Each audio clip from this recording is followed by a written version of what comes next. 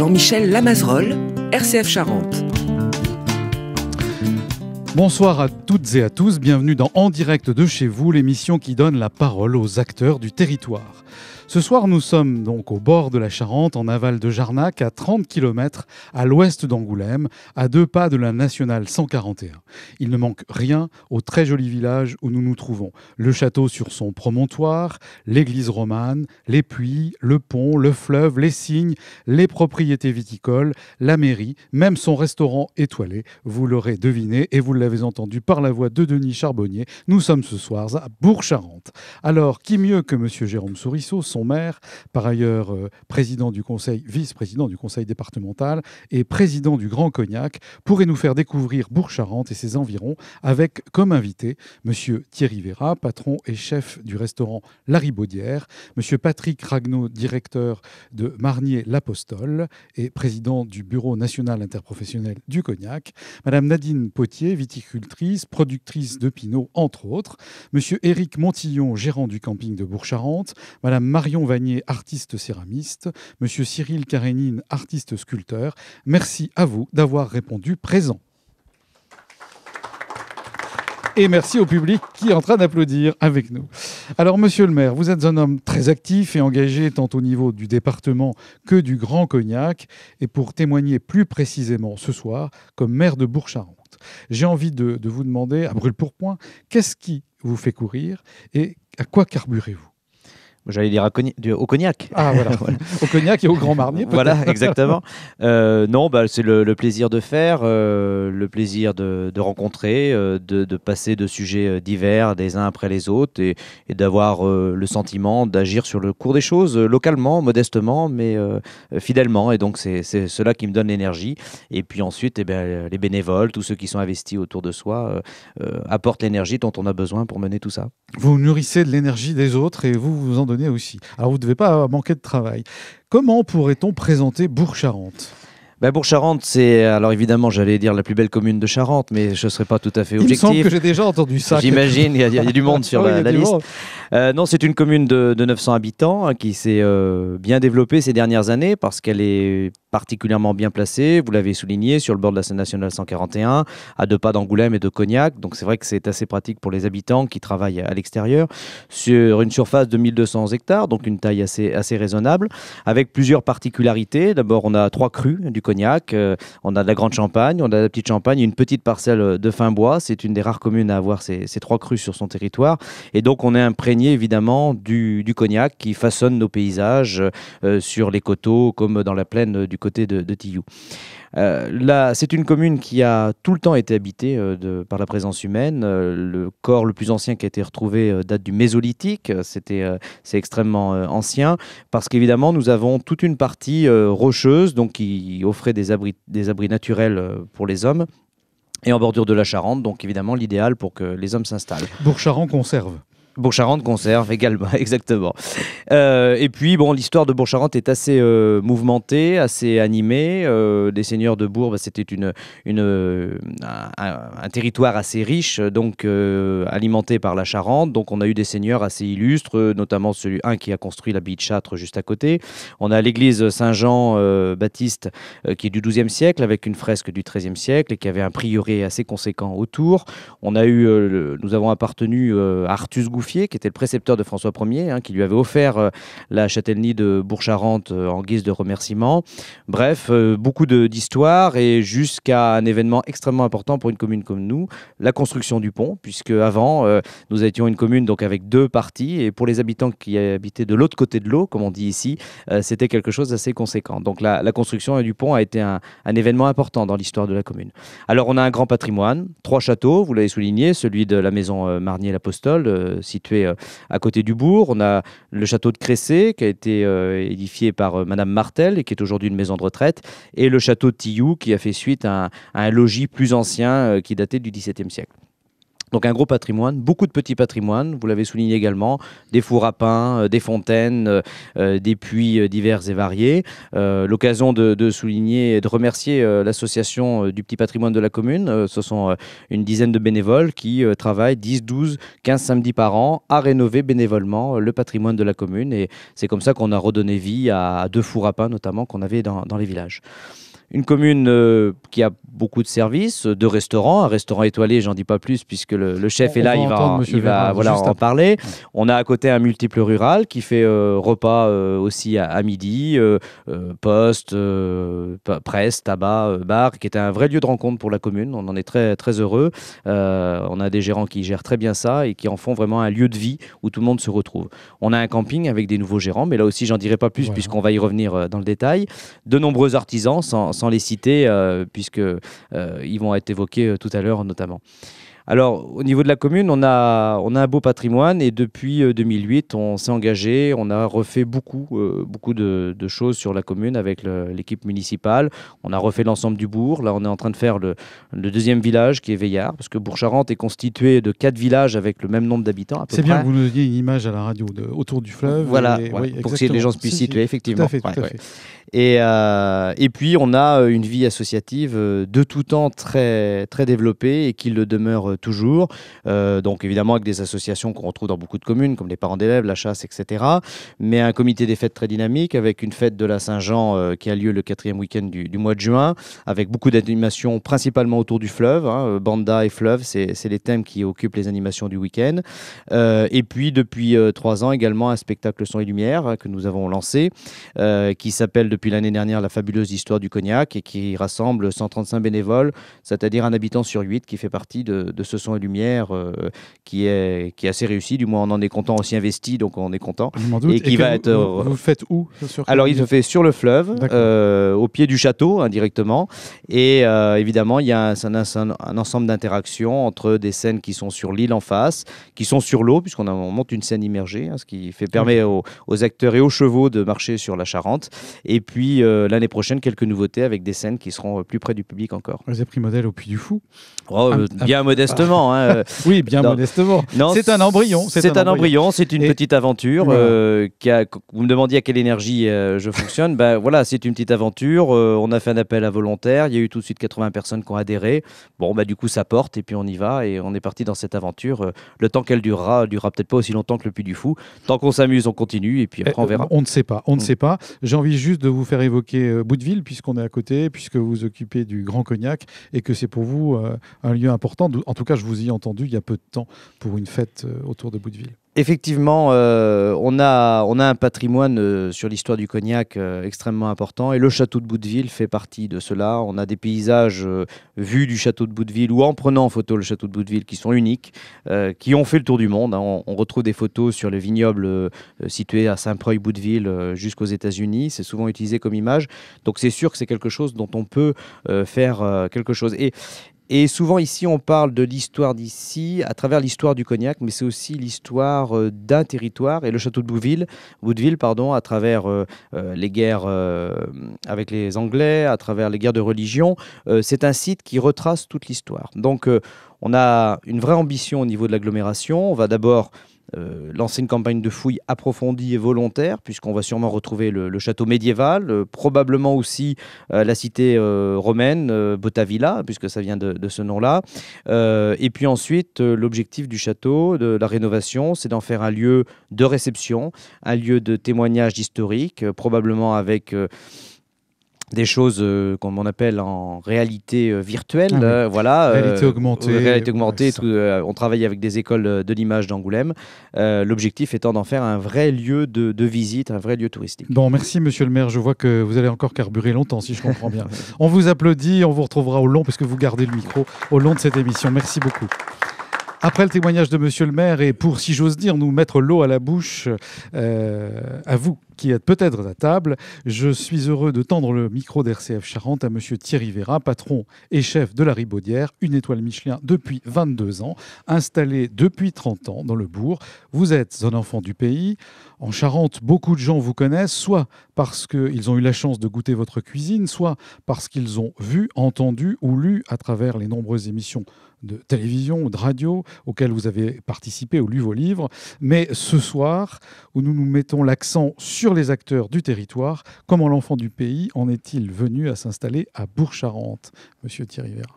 Bonsoir. Bonsoir à vous. Oui, on s'est installé tout naturellement en Bourg-Charentes parce qu'étant natif de Jarnac, à quelques kilomètres, et pratiquant des promenades régulières le long de la Charente, on avait toujours vu à Bourg-Charentes cet établissement qui date depuis 1901 environ, qui était très très bien placé et puis qui avait, je pense, un beau potentiel de développement. Donc naturellement, après avoir fait un petit tour du monde, on est revenu aux sources et on a arraché la Ribaudière en 1989. Donc bien sûr, on a fêté les 30 ans dès le mois de janvier. Bien.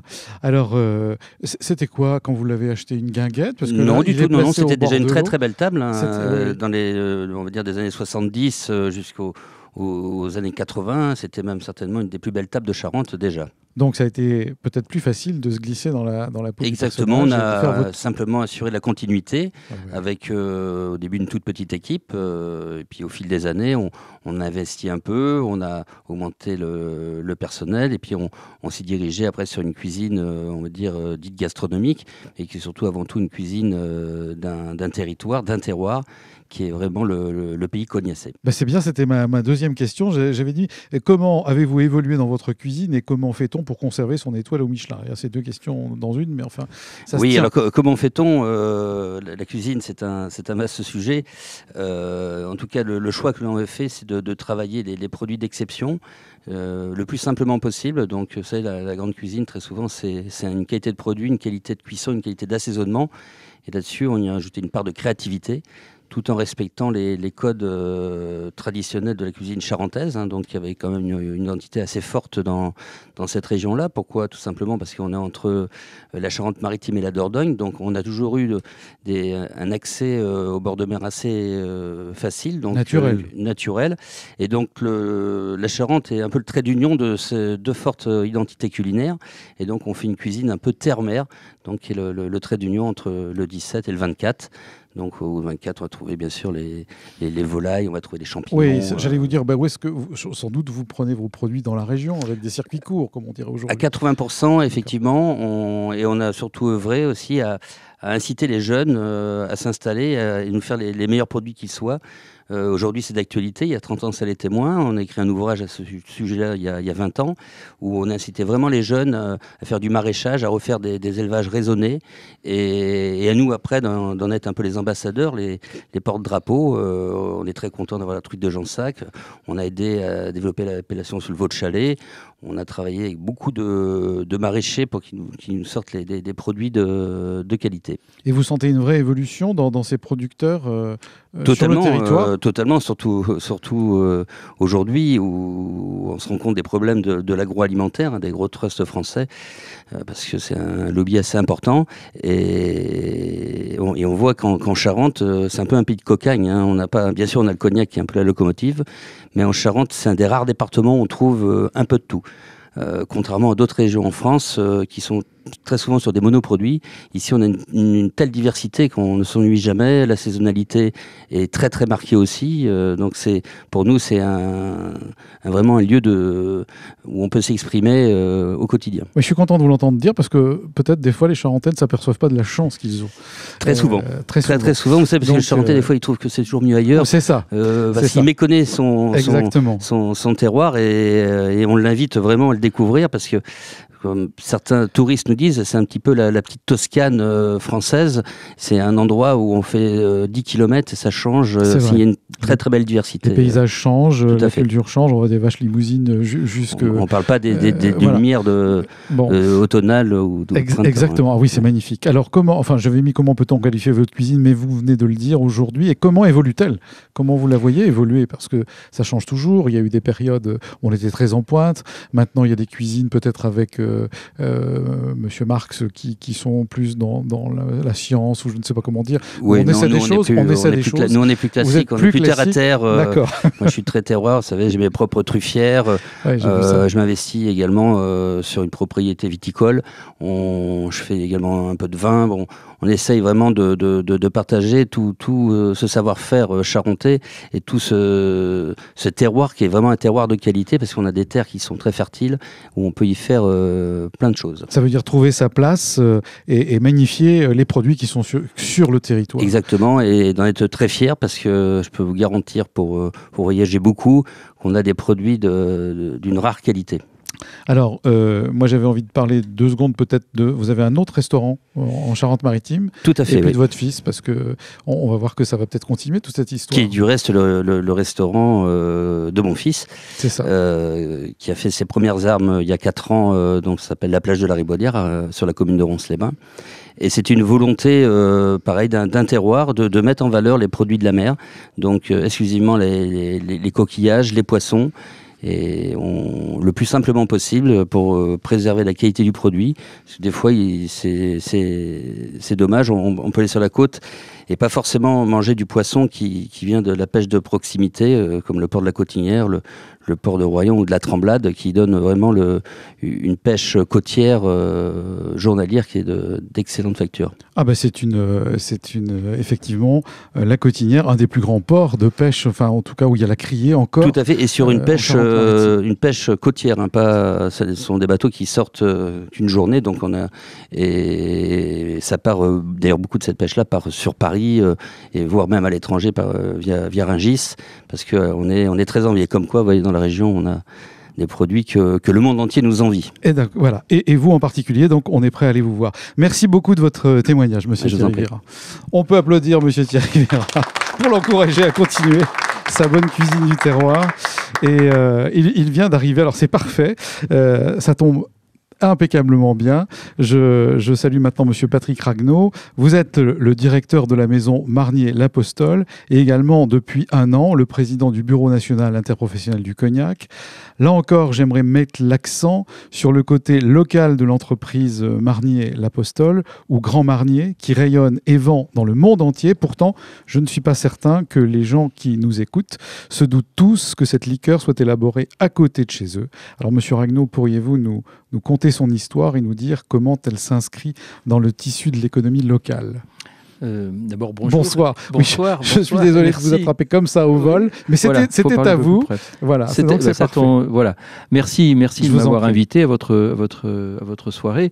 Alors, Grand Marnier est arrivé à Bourg-Charentes un petit peu par hasard, hein, puisque en 1880, Louis-Alexandre Marnier l'Apostole, qui est distillateur à côté de Paris, dans la région parisienne, à Naufle-le-Château très exactement, a l'idée géniale de mélanger l'essence d'orange qu'il avait l'habitude de distiller avec le cognac qu'il avait découvert lors de la guerre de 1870, puisqu'il avait émigré, si on peut dire, dans cette région pendant quelque temps, le temps que la paix revienne. Et lorsqu'il revient à Naufle, eh bien, il a l'idée de mélanger le cognac et l'essence d'orange. Donc.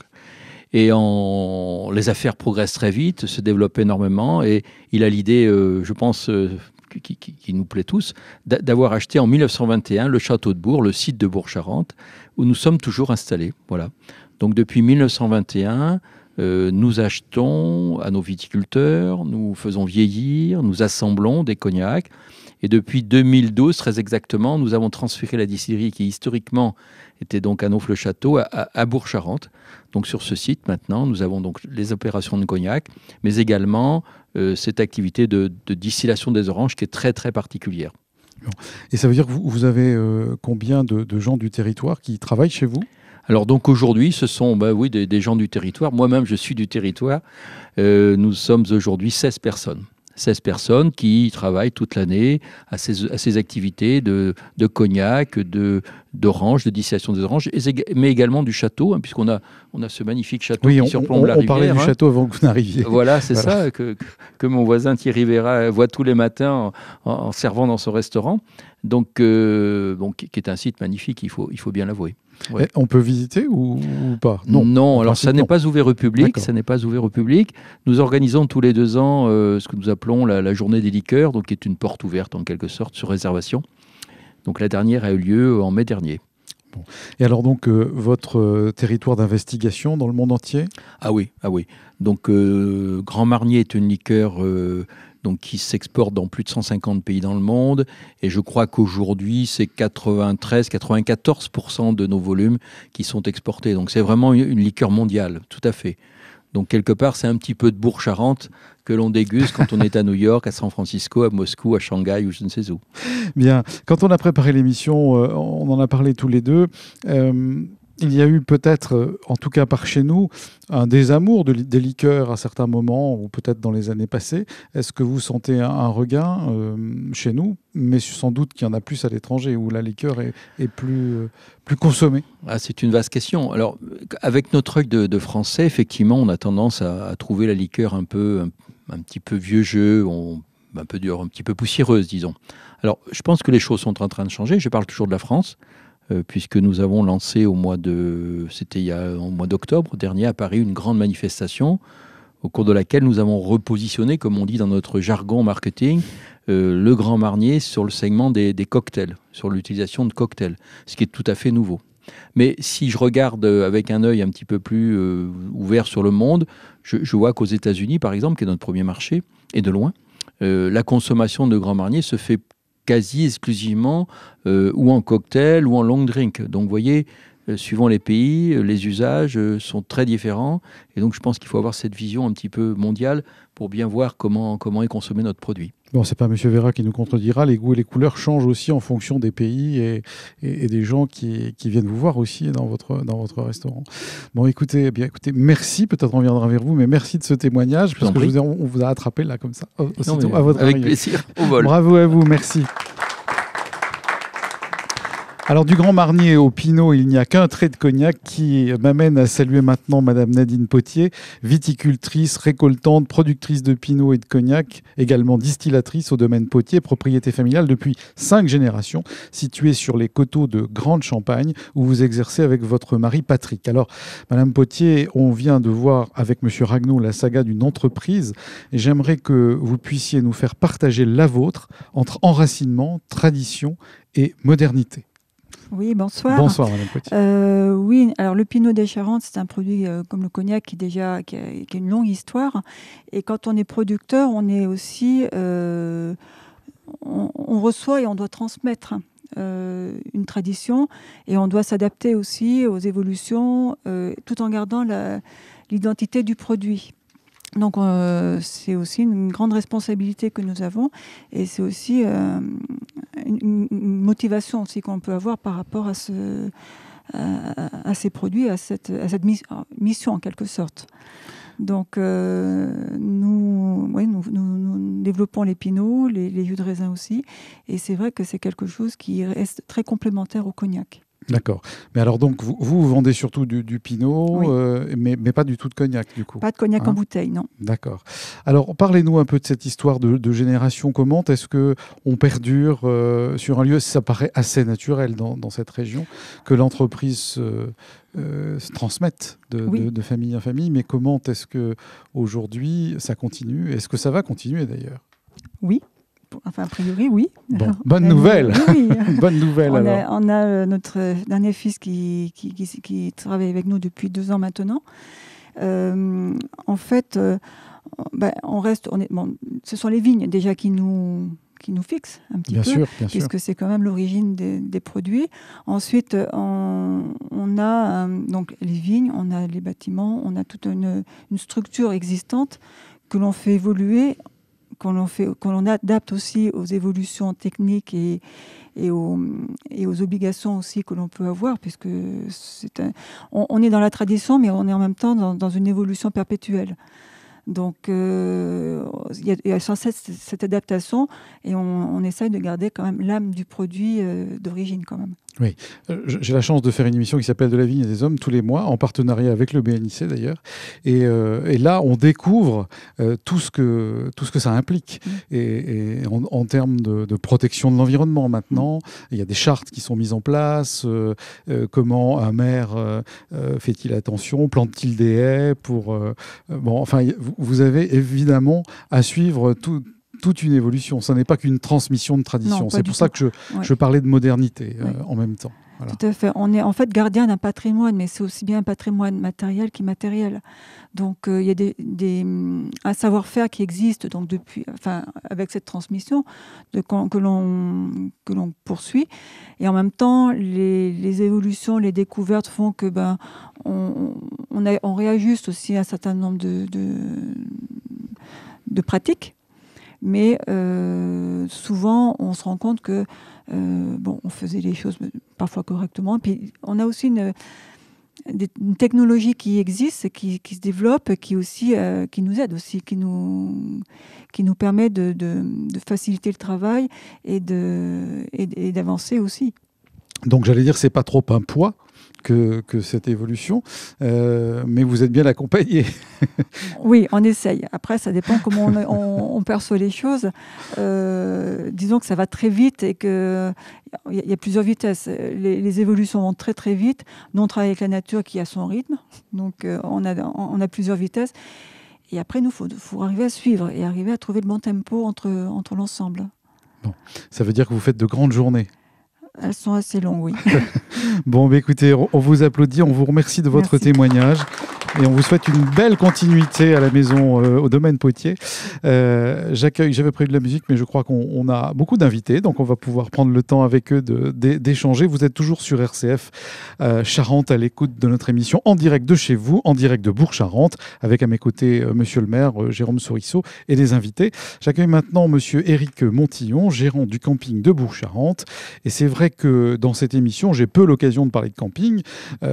Pourtant, à travers vous, moi j'aimerais rendre hommage à celles et ceux qui, dans notre département, se battent pour pouvoir recevoir des touristes qui nous font l'amitié de demeurer quelque temps chez nous. Alors pour vous, l'aventure a commencé il y a 2 saisons, quand vous avez été retenu par la commune de Bourg-Charentes pour reprendre ce camping municipal. Alors, comment vous est venue cette idée de prendre le camping municipal, monsieur Éric Montillon? Je salue aussi votre épouse qui est à côté de vous en même temps. Bonsoir. Bonsoir.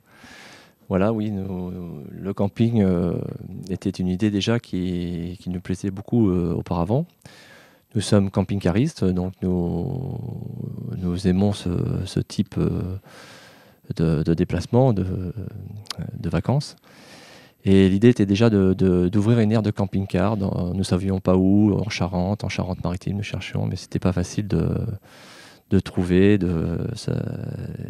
un terrain adapté. Et puis en plus, il y avait plein de paramètres qui ont été difficiles pour nous de réaliser ce rêve. Puis un jour, par hasard, on a entendu que la commune était partante pour se séparer du camping parce que c'était un petit peu compliqué, beaucoup de choses de gros massifs sur la commune, de plus en plus de choses étaient demandées aux cantonniers.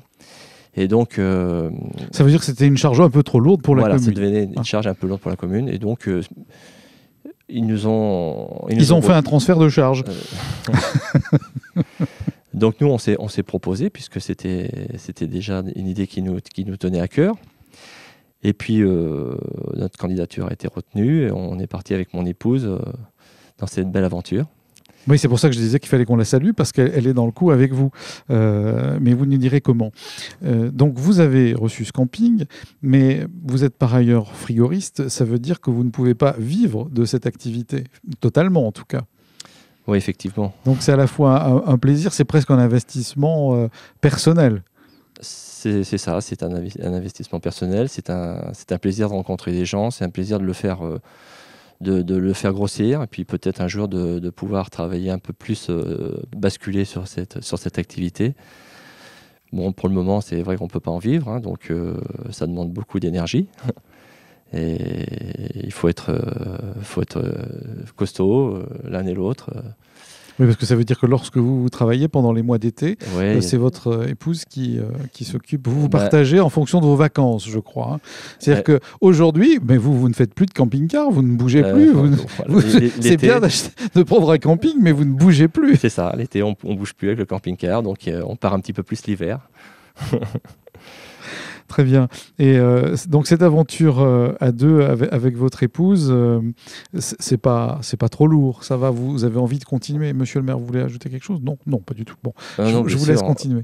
Au contraire, on est très soutenu par les habitants de la commune. Ça, c'est énorme. Hein. Puis ainsi que l'équipe municipale. Alors, ça représente combien de gens qui viennent sur le camping ? Faudrait qu'on regarde les... Non, je sais pas. Pas mal de monde en tout cas. Pas mal de monde. Bon. Oui, monsieur le maire. Oui, effectivement, c'était un camping municipal. C'était une innovation qui date de plusieurs dizaines d'années, portée toujours par l'équipe municipale. Et puis, différents modes de gestion avaient été essayés depuis 5-6 ans, sans que ce soit performant et intéressant. Donc, au conseil municipal, on a choisi de s'en séparer. Et on s'en félicite tous les jours parce que Eric et Agnès investissent toute leur énergie dans ce camping. Ils ont renouvelé, installé des choses fondamentales et nécessaires pour accueillir des touristes aujourd'hui que la commune ne pouvait pas faire. Et donc, on sent bien qu'il y a un renouveau du camping. On a vu cet été, ils sont modestes là, mais quand même beaucoup plus de monde. Ils font beaucoup d'animations aussi pour attirer. Et nul doute que dans les années qui viennent, dans le cadre, en plus, le camping est situé en bord de Charente, dans le cadre de la Flovélo, donc de cette itinérance qui va partir de Rochefort et qui ira jusqu'en Dordogne. Le camping est idéalement placé, donc nul doute que dans les années qui viennent, c'est un camping qui comptera dans le paysage et qui accueillera beaucoup de monde. Alors, merci beaucoup. Ce que j'avais noté en évoquant avec vous au téléphone votre camping, c'est que vous êtes, des pratiquants. Donc, vous savez ce qui peut convenir aux gens qui vous viennent. C'est-à-dire que vous les recevez comme vous aimeriez être reçus. On essaie de les recevoir comme on voudrait être reçu quand on se déplace. Tout à fait. Bien. Merci à vous deux pour votre témoignage. Et bon courage pour l'avenir. Bravo.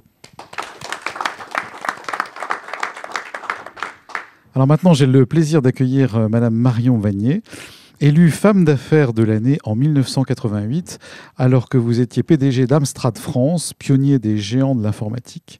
Aujourd'hui, partageant votre vie entre Paris et Bourg-Charentes, où vous avez ouvert votre atelier de céramiste.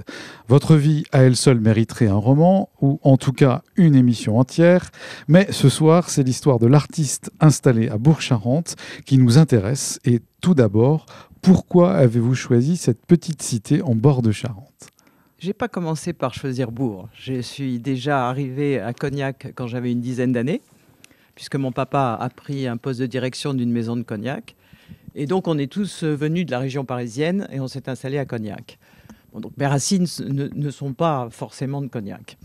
Et puis, après avoir travaillé d'arrache-pied, on peut dire, et sans avoir une seconde à moi pendant 20 ans, j'ai vendu les actions de la société dans laquelle je travaillais et j'ai décidé d'une autre vie.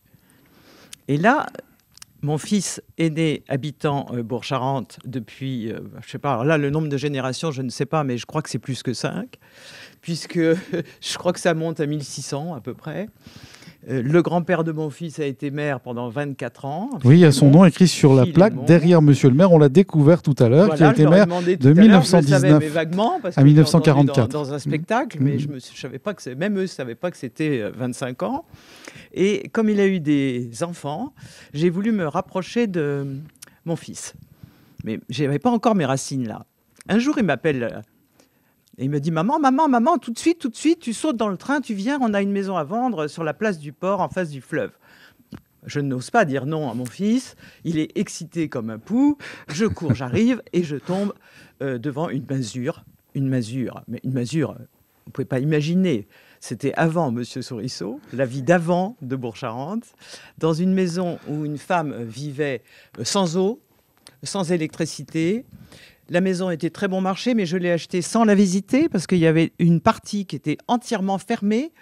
Il fallait se mettre à 4 pattes pour rentrer dans un local sans fenêtre. Et donc, j'ai pas osé dire non à mon fils. J'ai dit oui.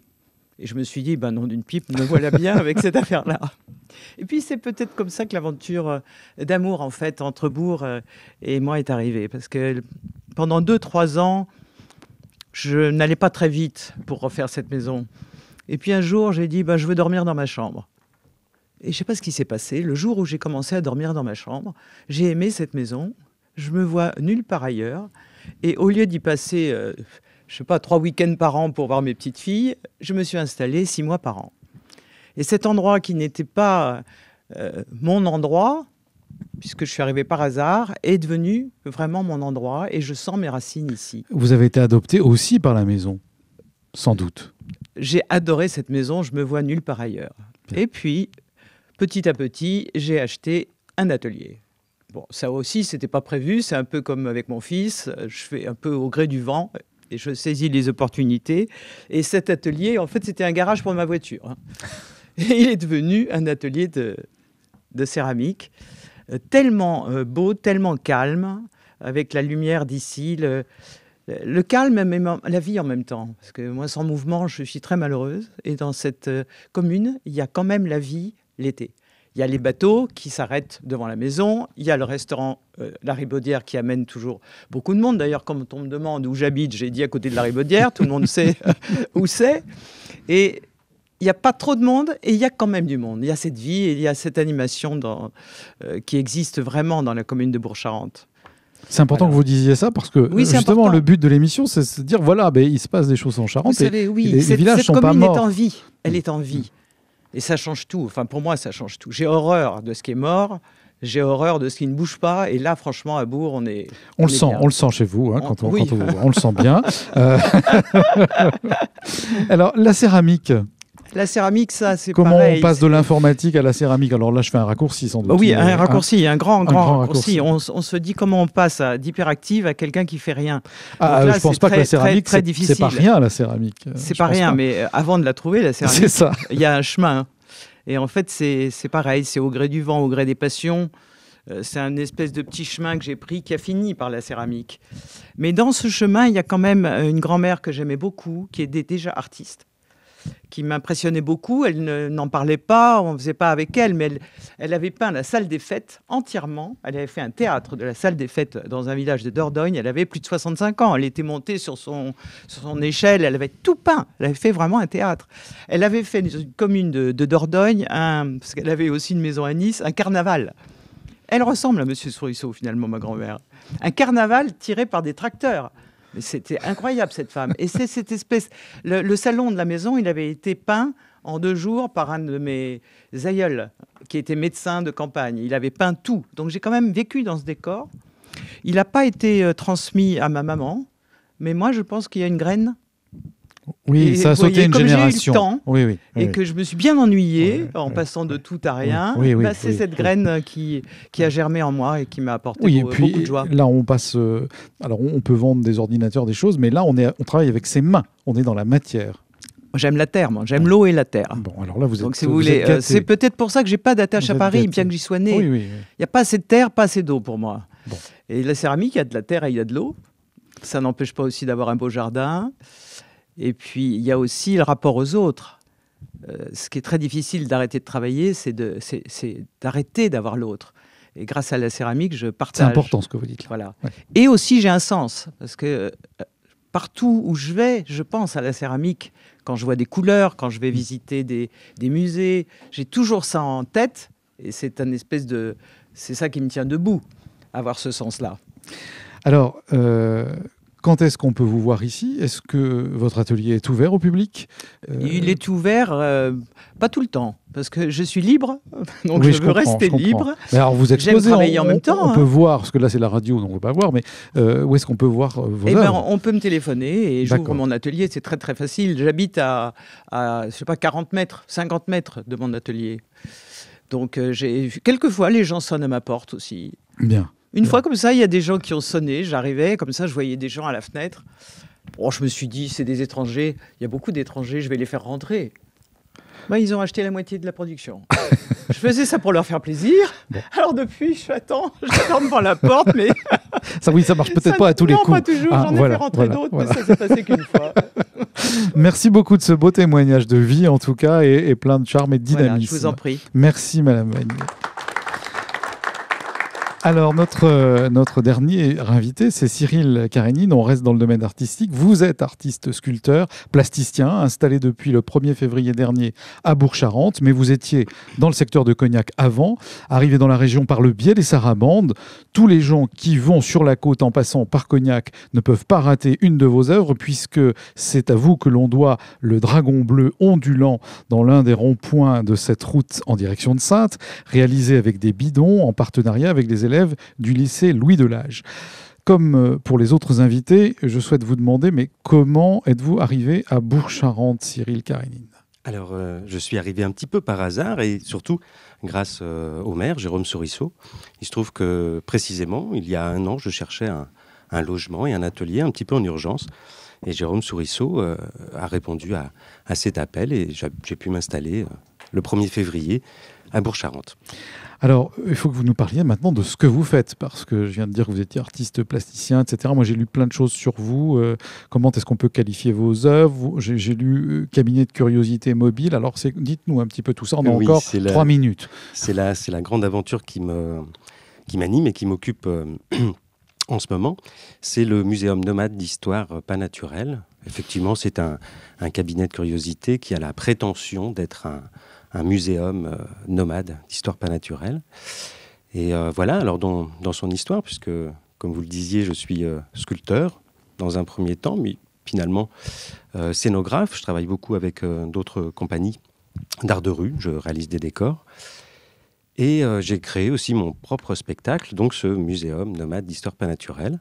Nomade, donc qui se déplace un petit peu partout en France et en Europe, puisque j'ai eu l'occasion de jouer en Espagne l'année dernière. Oui, alors je le mettais dans une de mes questions. Je mettais metteur en scène, acteur, créateur, etc. Mais qui êtes-vous vraiment ? Je mettais. Oui. Et puis, il faut un peu donner des images pour nos auditeurs. On parlait au téléphone de la compagnie royale de luxe, pour ceux qui connaissent, ces grands personnages animés par des gens qui les manipulent, ces grandes sculptures mobiles, on va dire. Est-ce qu'on peut vous comparer à ça ? Est-ce qu'il y a de l'intuition là-dedans ? On dit souvent qu'il y a un air de famille, et c'est pas pour rien, entre mon travail, effectivement, royal de luxe, ou les machines de Lille, de Nantes aujourd'hui. Il se trouve que je suis nantais. Donc, jeune, petit, je voyais déjà des spectacles de Royal de Luxe qui investissaient les rues de Nantes. Et effectivement, ça m'a inspiré. Et puis, il se trouve que Nantes, c'est la ville de Jules Verne. Donc, ça n'est pas rien non plus. Voilà, c'est une ville portuaire, donc ouverte sur le monde. Et tout ça, effectivement, a dû participer à ce que je fais aujourd'hui, effectivement, avec plusieurs casquettes. Sculpteur, comédien aussi, scénographe. Alors vous partez avec un camion avec votre cabinet de curiosité mobile, c'est ça ? Et on peut vous retrouver où ? On peut vous demander où ? Eh bien, très prochainement. Alors, très prochainement dans votre ville. Oui, c'est ça, c'est précisément ça sera à Bourg-Charentes, sur le port. Voilà, alors il n'y aura pas toutes les collections du muséum, parce que c'est très long à installer, c'est plus de 5 heures de montage. Mais il y aura quand même toutes les machines extraordinaires. Voilà, ce sont des machines interactives à manivelle. Et je pense que les enfants donneront à cœur joie à tourner les manivelles. Bon, et puis si on veut, on va sur le net et puis on tape votre nom et on vous trouve. Et puis on peut aussi appeler à la mairie, je suppose. Merci beaucoup Cyril Karénine d'avoir témoigné dans notre émission. Voilà, monsieur le maire, peut-être un petit mot de conclusion ? Écoutez, voilà, je crois que les témoignages illustraient parfaitement le dynamisme et la vie qu'il y a à Bourg-Charentes. Oui. Donc effectivement, vous allez faire des jaloux parmi certains maires. Voilà. Oui. Donc Cyril Karénine, effectivement, le 7 décembre, c'est le lancement des illuminations de Noël. Et donc il y a une manifestation organisée sur la place du Port par le comité des fêtes. Donc c'est à ça qu'il faisait allusion, où il sera présent. Donc moi je remercie évidemment tous nos invités qui ont accepté de passer un petit peu de temps. Remercie aussi de leur témoignage, de leur attachement à Bourg-Charentes, parce que voilà, on arrive à créer à Bourg-Charentes, me semble-t-il, un sentiment un petit peu de famille. Les gens s'y trouvent bien, il y a un plaisir à faire ensemble, et c'est quelque chose qu'on a voulu un petit peu illustrer dans cette émission. Donc j'invite évidemment les auditeurs à venir se promener, à flâner. Il y a beaucoup de monde qui viennent sur le bord de la Charente, et donc ils seront toujours les bienvenus à Bourg-Charentes. Merci à vous pour votre accueil. La semaine prochaine, nous serons à l'église de Jarnac avec le père Jean-François Mondy. Merci à Basile Dubon pour la mise en onde de cette émission, avec Malik Pestana. Bonsoir. Bonsoir à vous tous. Merci et à la semaine prochaine.